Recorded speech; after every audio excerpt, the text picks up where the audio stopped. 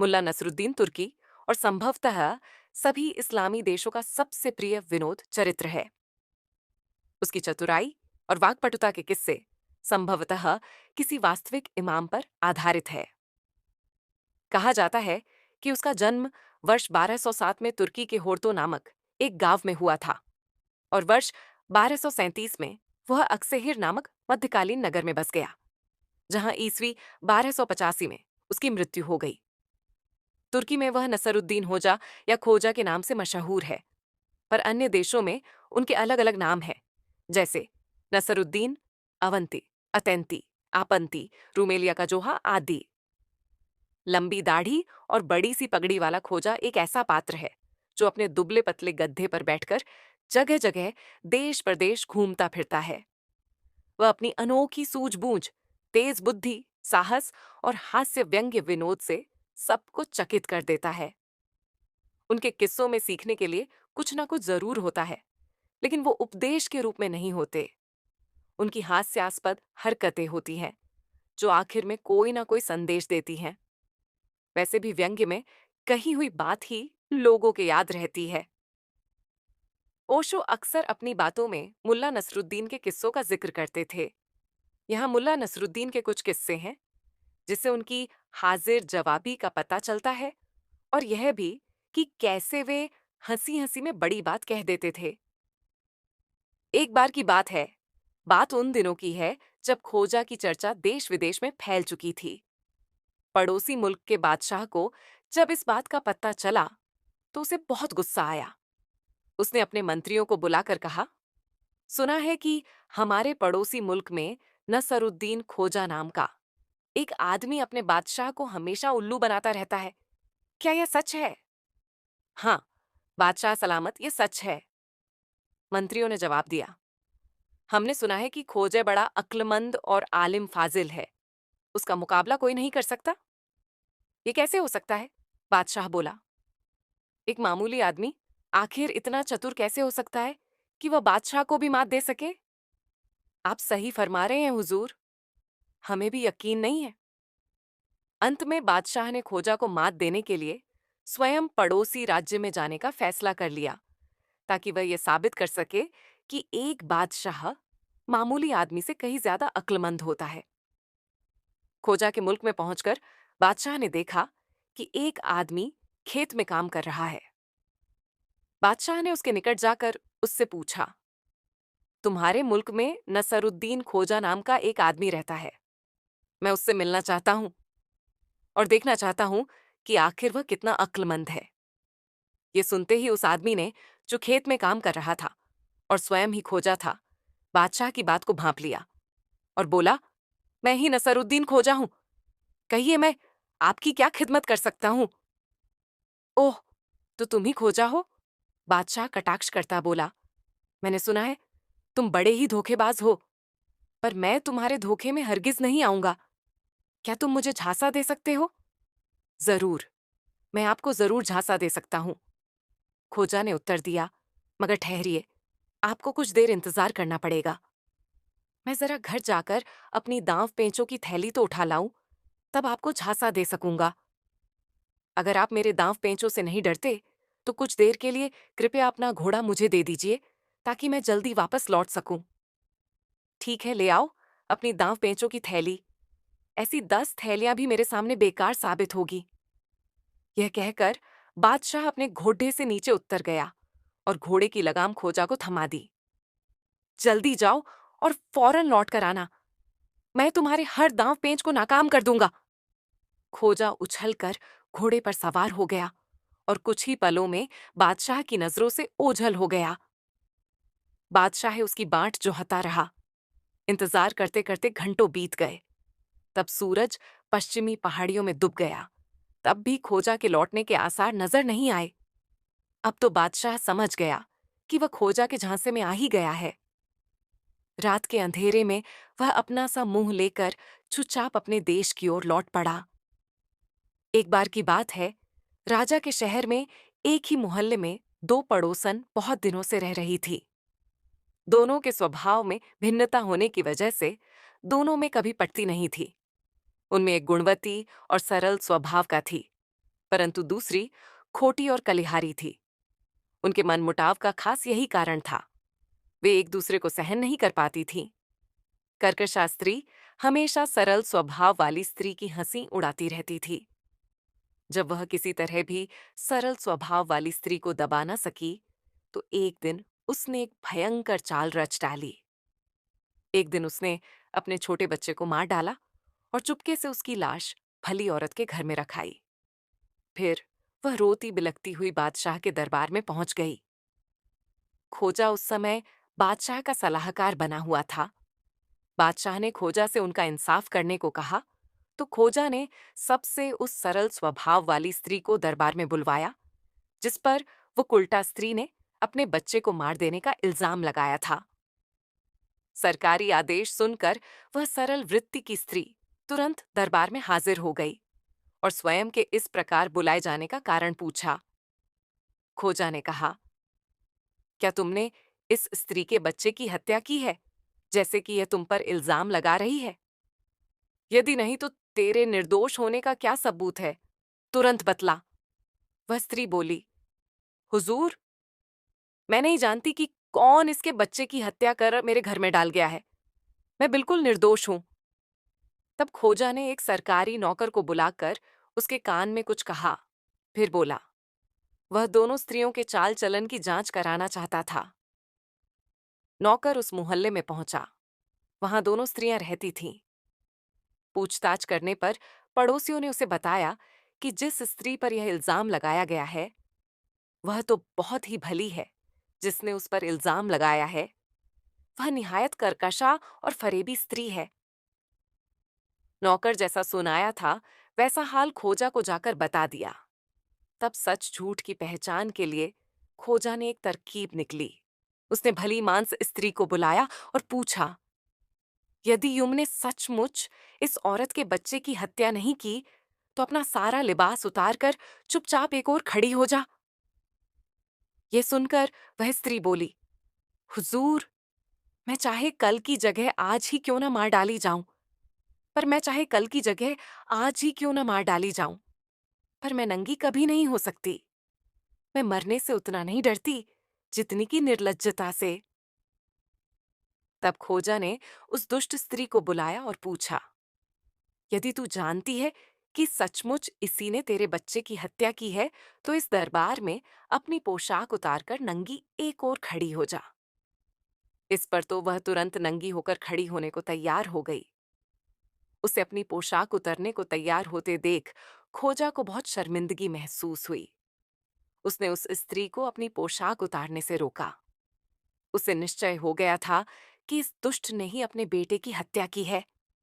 सिपाहियों को उस स्त्री को पीटने का आदेश दिया।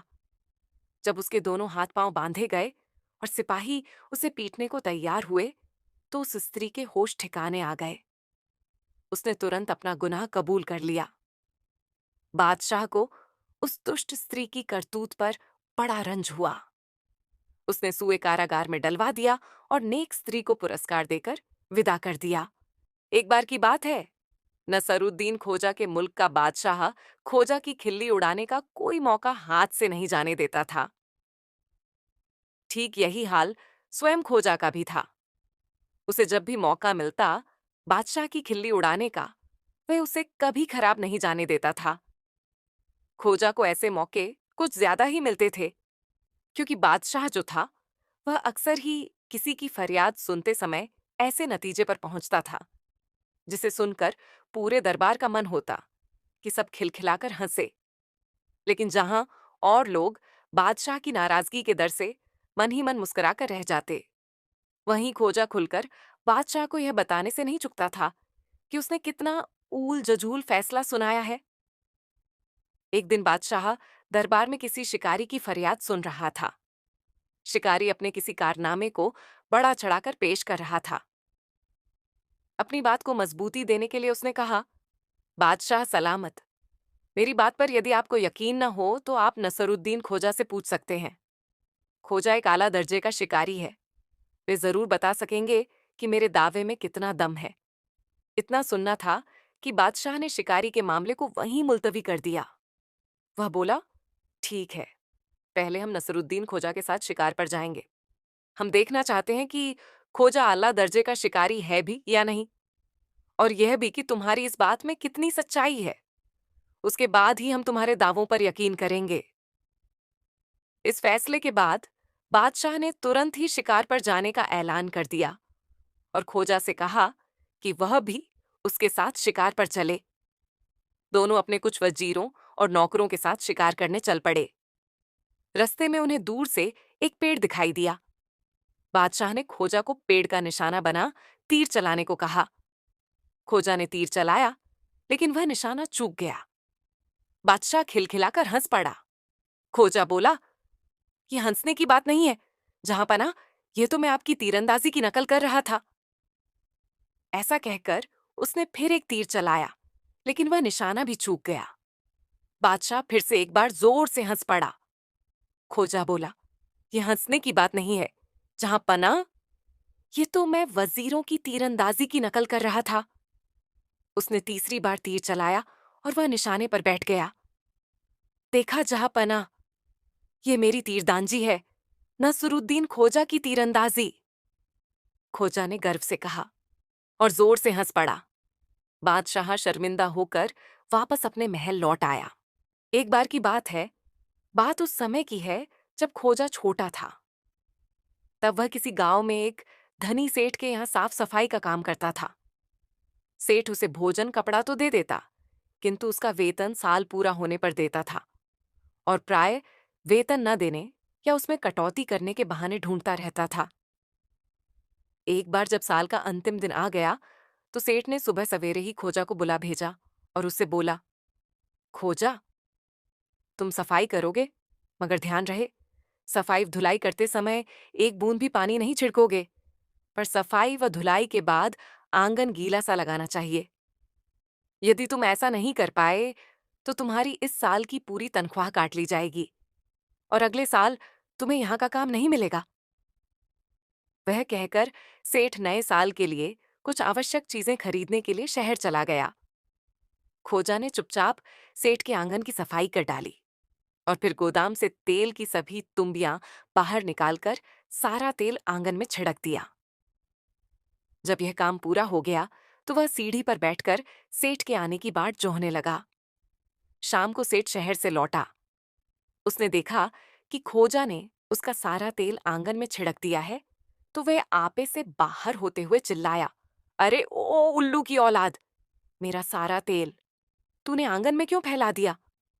तुझे इसका मुआवजा देना पड़ेगा। गुस्सा क्यों कर रहे हैं सेठ जी? खोजा खड़ा होकर बोला, क्या मैंने आपके आंगन में एक बूंद भी पानी छिड़का है? क्या आपका आंगन गीला सा नहीं लग रहा है? क्या मैंने आपके आदेश के अनुसार काम नहीं किया है? इस साल की तनख्वाह कृपया तो आप करके आप मुझे दे दें। अगले साल हजार हजार खुशामद करने पर भी मैं आपके पास हरगिज काम नहीं करूंगा। सेठ अवाक रह गया। खोजे को पूरा वेतन देने के अलावा सेठ के सामने अब कोई चारा नहीं रह गया था। एक बार की बात है, खोजा एक अच्छा हकीम भी था। एक बार चर्बी से लड़ा एक सेठ उसके पास आया और उससे बोला, खोजा, मैं अपने मोटापे से बहुत परेशान हूं। क्या तुम मेरी इस बीमारी का इलाज कर सकते हो? खोजा ने सेठ को ऊपर से नीचे तक बड़े गौर से देखा, फिर बोला, जरूर कर सकता हूं। सेठ बोला, मैं तुम्हें मुंहमांगा इनाम दूंगा, पर इलाज करने से पहले मेरी एक शर्त है। वह क्या? खोजा ने पूछा। मैं इलाज करवाऊंगा, लेकिन इलाज के नाम पर एक चुटकी भर दवाई नहीं खाऊंगा। मैं दवाई खाने से आजिज आ चुका हूं। हाँ, यदि तुम किसी और तरीके से इलाज कर सकते हो तो मुझे ऐतराज नहीं होगा, पर तुम इसका मतलब ये मत निकलना कि मैं इलाज नहीं करवाना चाहता। बोले, मंजूर है। खोजा ने कहा, कुछ खास नहीं, मैं जो नुस्खा लिखा रहा हूं उसे घर जाकर पढ़ लेना। इसके साथ ही खोजा ने एक कागज पर नुस्खा लिखा और उसके पुड़िया की तरह मोड़कर सेठ के साथ पर रख दिया। नुस्खे में लिखा था, आप 15 दिन के अंदर मर जाएंगे।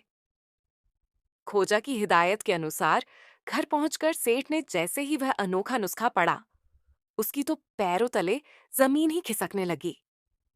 अगले ही पल सेठ पलंग पर ढेर हो गया। घबराहट के मारे न तो वह नान खा पाया और न एक घूंट चाय पी सका। अगले 15 दिन में सेठ के मोटे शरीर की चर्बी ऐसे गायब हो गई जैसे कभी खोजा के गधे के सिर से सींग गायब हुए होंगे। सेठ की काया कंकाल मात्र रह गई। जब 15 दिन बीत गए तो फिर से वह खोजा के पास पहुंचा।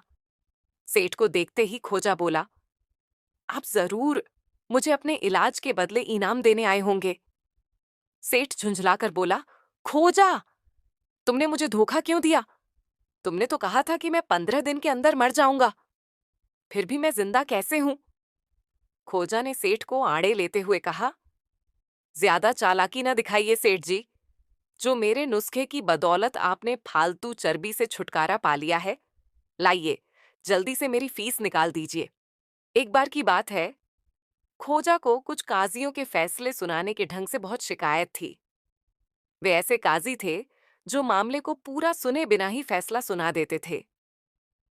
कोई कसूरवार है या नहीं, यह जानना गवारा नहीं करते थे। हालांकि खोजा की कोशिश यही रहती थी कि वह जब भी किसी काजी के पास किसी गरीब का मुकदमा लेकर जाए तो उस गरीब के साथ अन्याय न होने पाए। लेकिन ऐसे काजियों की अदालत में खोजा को मायूसी ही हाथ लगती थी। उस गरीब आदमी से ज्यादा दुखी तब खोजा होता है। एक बार तो खोजा पर बहुत बुरी बीती। खोजा सट ढहक पर चला रहा था। अचानक एक पत्थर से ठोकर लगी और वह मुंहों के बल जा गिरा। खोजा छिड़कर उस पत्थर से बोला, उल्लू के पट्टे में तुझे 1000 बार कोसता हूं। संयोग से एक रईस का लड़ाचका वहां से गुजर रहा था। उसने सोचा कि खोजा उसी को कोस रहा है। घर पहुंचकर उसने अपने पिता से कहा, रास्ते में खोजा ने मुझे बेवजह 1000 बार कोसा है। ये सुनते ही उसके रईस पिता को तैश आ गया। उसने न तो अपने बेटे से पूरा वाकया सुनना जरूरी समझा, न खोजा से जाकर पूछा कि उसने ऐसा क्यों किया। वह हवेली से निकल सीधा काजी की अदालत में पहुंचा और खोजा के खिलाफ शिकायत दर्ज करा दी। काजी ने अपनी आदत के अनुसार रईस की शिकायत सुने बिना ही खोजा को बुलाने संदेशवाहक भेज दिया। खोजा काजी की अदालत में पहुंचा। उसके पहुंचते ही बिना खोजा का पक्ष सुने काजी ने उस पर चांदी के आधे सिक्के का जुर्माना कर दिया। खोजा अपनी याद में उस रईस से कभी मिला तक नहीं था, इसलिए उसकी शान में कोई गुस्ताखी होने का तो सवाल ही पैदा नहीं होता था। इसीलिए खोजा ने पूछा, मेरा कसूर क्या है? रईस ने बताया, तुमने आज सुबह मेरे बेटे को किसी बात के लिए 1000 बार कोसा है। ओ, तो ये बात है, पर मैंने तो पत्थर को कोसा था, खोजा ने याद करते हुए कहा। हम कुछ नहीं सुनना चाहते, तुम फौरन जुर्माना भरो, काजी ने खोजा को आदेश दिया। खोजा ने जेब से निकलकर चांदी का एक सिक्का मेज पर फेंक दिया और काजी से बोला, 1000 बार कोसने का जुर्माना अगर सिर्फ आधा चांदी का सिक्का है तो मैं पूरा सिक्का देता हूं। बकाया रकम मुझे लौटाने की जरूरत नहीं है। इसके बदले मैं 1000 बार तुम्हें कोसता हूं।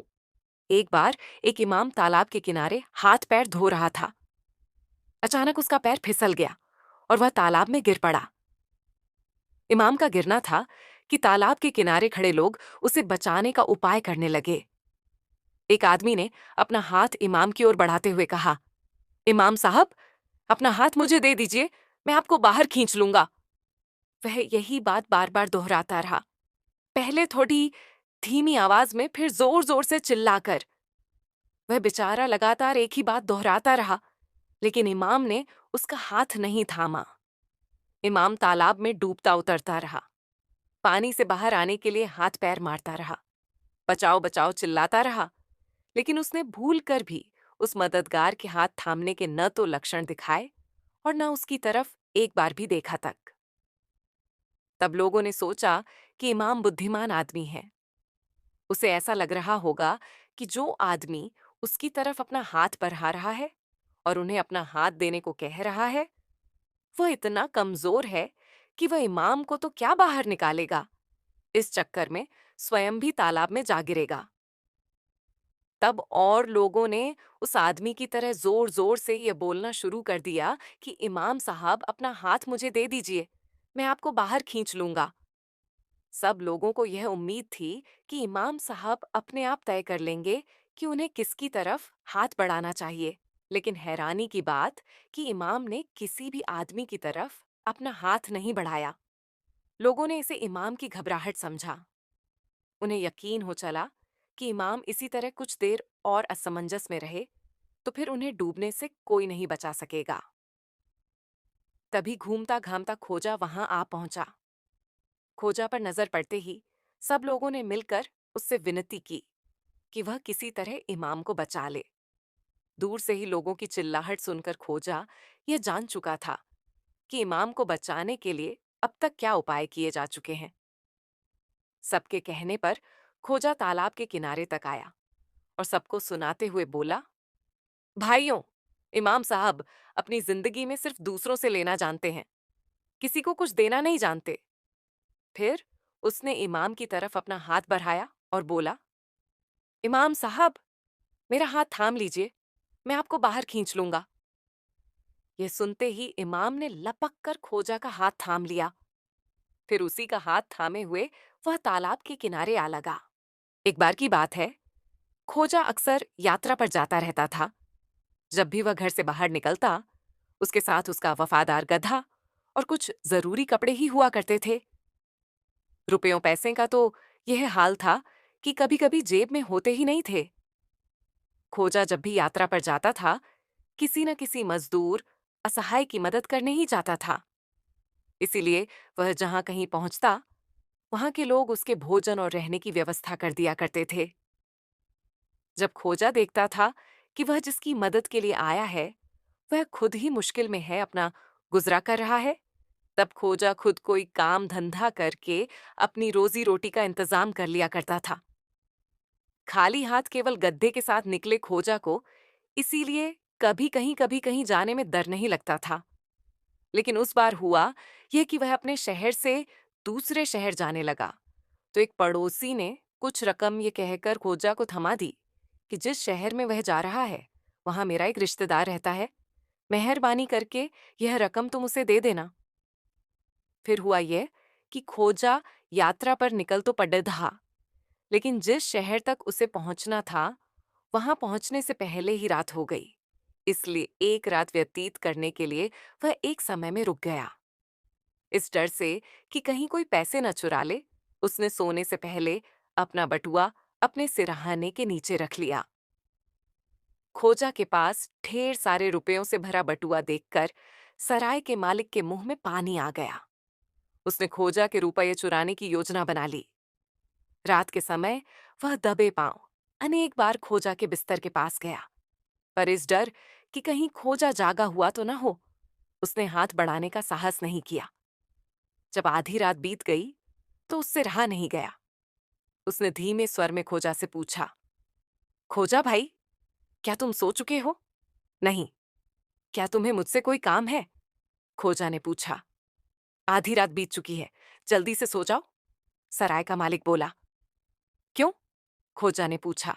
कल तुम्हें लंबा सफर करना है, अगर अच्छी तरह से आराम नहीं किया तो आगे कैसे जा पाओगे? जहां तक तुम्हारे बटुए का सवाल है उसकी फिक्र मत करो, हमारी सराय उसे कोई नहीं चुराएगा। शुक्रिया, अब मैं गहरी नींद सो सकूंगा। ये कहकर खर्राटे मारने लगा और बीच बीच में बड़बड़ाता रहा, मैं सो चुका हूं, मैं सो चुका हूं। सराय के मालिक का कहना है कि उसकी सराय में मेरा बटुआ कोई नहीं चुराएगा। मुल्ला नसरुद्दीन के और मजेदार किस्से सुनने के लिए हमारे चैनल को सब्सक्राइब करें।